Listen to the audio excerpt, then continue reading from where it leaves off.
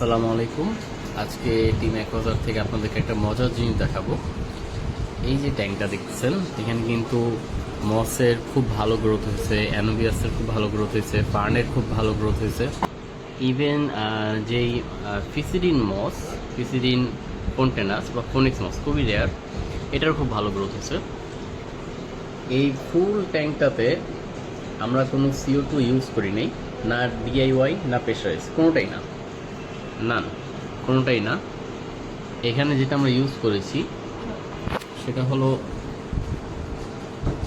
অ্যালবোরা unified fertiliser, যেটা liquid, এটা শুধু এইটাই ইউজ করা হয়েছে, অন্য কিচ্ছু না।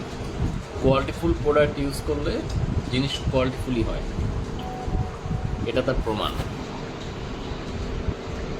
আপনারা দেখতেই পাচ্ছেন।